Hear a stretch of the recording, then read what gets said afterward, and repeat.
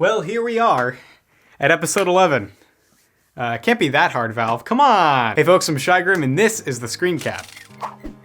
We got a lot of stuff to talk about, including a lot of recap on the Nintendo Direct about Super Mario Maker 2 that came out recently, but first, let's get into a couple headlines. We talked about Saints Row the Third coming to the Switch in an earlier episode, but now that some people have gotten a hold of it to see how it plays, it's not looking too good. It was found the Switch version compared to the Xbox 360 and PS3 brethren just comes out lacking. In 720p handheld mode, it's alright, but once it's in 1080p docked mode is when it starts to slip up. The Switch version already was struggling with frames a bit, but once you start to demand 1080p from it, it's a big no-no. The controls also are slow and imprecise, and all of these were tested in the final build of the game. The final build! Also, this game just feels a little different than what it did way back in the day. If you remember playing this game back when it was released, then you'll know what I mean. The game tries to be funny and entertaining through sex jokes and swearing and all that, but just kind of feels old and weird now, like you're shopping at Zoomies when you're in your 30s. Hopefully they at least fix the controls and the performance issues. Square Enix has just cancelled its upcoming RPG, Project Prelude Rune. They also stated the studio working on it, named Studio Istolia, was disbanded and that the staff have been reallocated to work on other projects. Both the game and studio were announced in February of 2017. The game was supposed to tell a story where people fight for what is just across a vast landscape filled with lush green life and also dragons. Square Enix is removing any and all references to the game from its site and social media. Well, don't worry, you still have like 100 other Square Enix RPGs to play currently, and you can expect another 100 RPGs from the company to pop up in the future.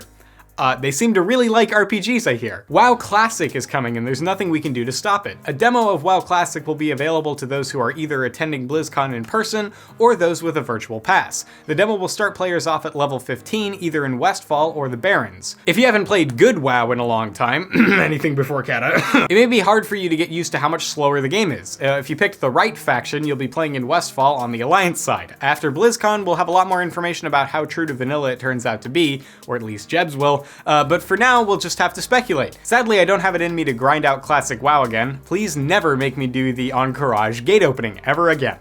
Please. And now, on to the main event. Super Mario Maker 2 Direct. Much like the first game, you can create whatever Mario map your heart desires and upload them for anyone around the world to play. You can also download and play other people's creations, giving you a near infinite number of levels that you can play. You're able to change the map's theme from overworld, underground, underwater, please for the love of God don't make underwater levels, or even castle levels. Other than that, you can also change the game's theme from the original Super Mario Bros., Super Mario Bros. 3, Super Mario World, and New Super Mario Bros. Rather than just original level themes from before, you can now make desert levels, snowy levels, and forest levels as well. You're also able to create slopes for Mario to slide down or travel up.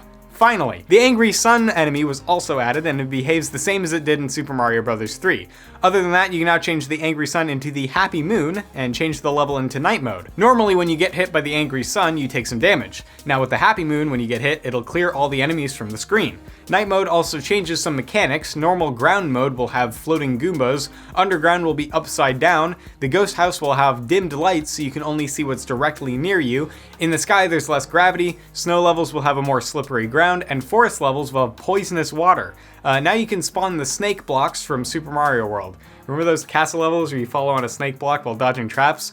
Oh boy, can't wait for that again. You're able to create different types of snake blocks and you can freely draw out its trajectory. There's also now the on-off switch blocks, which will toggle between the blue or red blocks, change conveyor belt directions, or affect many different mechanics whenever you hit the switch. A seesaw was also added, which will lean in either direction depending on what side Mario's standing on. There's a swinging claw that can grab Mario to allow him to sort of swing and gain momentum and then jump off, and the claw can also grab and drop different enemies. You can set the water level for a map as well and have the water level change at certain times or points of the map.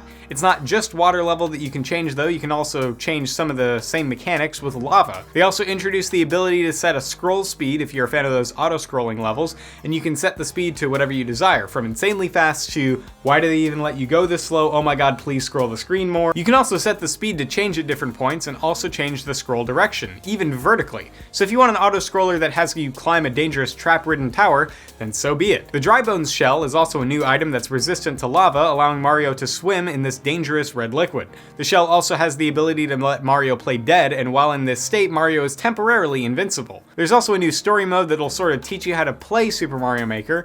The story mode has over 100 levels created by Nintendo. Thank God, some good level design in a Mario Maker game. Those levels will reward you with coins whenever you complete a level. And finally, there's a new Super Mario 3D World game style, which will include many different features and mechanics.